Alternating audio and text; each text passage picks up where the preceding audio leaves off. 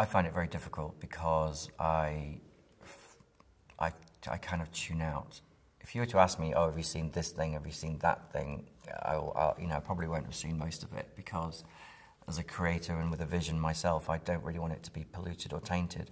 Half of me is petrified that someone else is going to do something better than me, and the other half of me is just nervous that I'm going to get sick watching something because they don't really understand the problems of nausea, and also just that I don't want to be bored by it, and it sometimes gets me down what some people are doing in there, which is just so vanilla. What I try to avoid is being told how to do things in VR, because that happened on the Avengers, which, I was given the 10 Commandments, thou shalt only make cameras go straight, and I bent them, and it was fine, seemingly.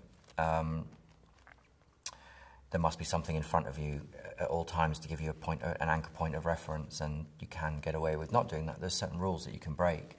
But in terms of the actual filmmaking, I get terrified at the idea of being on a film set with a camera which has got 20-odd cameras, one up, one down, and all these around. So I'm trying to find interesting ways of not doing that.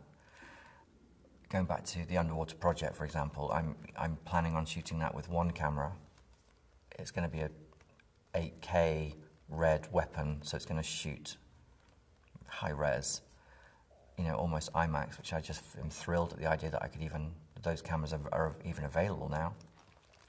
With a fisheye, and you film plates. There's a lot of stitching going on, and a lot of compositors hate VR. Well, most of my friends are just like, oh no, don't bring me a VR job, please don't bring me a VR, because all they're doing is, when one person goes off one camera and onto the other, and they have to do that annoying thing of stitching them together in the middle if they want to make it decent looking.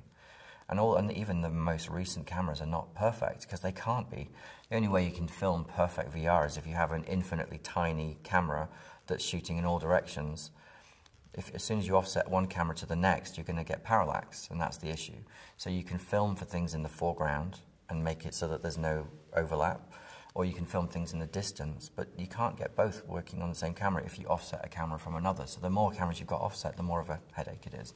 So I hate this concept. So for the underwater project, my idea is to shoot, and I've tested this, with a fisheye lens, you shoot everything up, film a plate. With the fisheye, shoot everything down, and you've got two nice 360 images.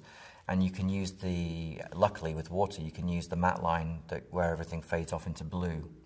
And it's striking how successful it is. And then if you want things performing within this 360 space, you have a third camera where you can physically follow things. So if you've got like a sea turtle swimming, as long as you're pinned to the middle, you can just film the sea turtle doing what it needs to do, and then you can just composite that onto your plate. And it's amazingly effective, and it's, I don't know anyone else is doing that.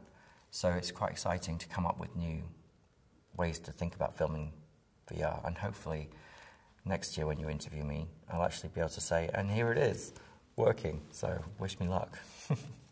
I think it's a slow burn, because I think the tricky catch-22 is that big companies with big money, sponsors, they want safe, because it's a new area, so they're not looking for the auteurs in the industry to make weird and groundbreaking stuff, which is the only way to get a new format out there, is to create the cool and stuff that make the mesmerizing thing. And then the kids who are coming up with the mesmerizing ideas have got no money to make it, and VR's expensive. So there's a real problem there, I find. And that's been my issue this year, has been to say, look, I know what I'm doing, just give me squillions of money, and I'll show you, and it will change the VR landscape. I mean, I sound like I've got a big ego saying that, but in my head I can see what I need to do, and there's no reason why what I have in mind can't be a huge success. So it's just finding the right client, it's finding the right people who can trust in you. FMX always responds to the current status quo. They embrace, if VR is on the horizon, it's already in their show. They're so responsive, and the VR village gets bigger, and it's just wonderful to see. They've always combined interactive and games and film, and now VR, and next year it'll probably be AR as well, more so. And that's what I love about FMX. It's just this, Jean-Michel, took me for lunch a few months ago, and he said, "What's new?" What do we need to do? What do we need to do? They ask for the feedback. It's not just a conference where they just program a load of people and sort of say, well, we'll get, you know, the people who made that big film in. They want the cool stuff as well, and it's that combination that I think makes it really vibrant. And the accessibility, you know, students talking to professionals in the same room and not feeling worried about doing that. It's just a free flow of information here, which I've always loved. You know, it's on my diary. I look forward to it every year. So I just hope next year I can show more and get my stuff made. But this year has really just been about dissecting down. I've got, you know, I had 20 ideas 2 years ago, and then I broke it down to 10 whilst I was looking for work in the VR industry and not actually getting it. Weirdly enough, going around LA trying to get a VR job. Now I'm down to 3 or 4, and I have a business manager, producer, and we're saying, who do we talk to about this, and how do we get that, and what's the time, and just meticulously trying to get it done, because I also realize that there's a time limit. VR may become a little bit passé in a couple of years, and I want to get into this thing whilst it's cool and whilst it's exciting, and potentially help contribute to making it exciting.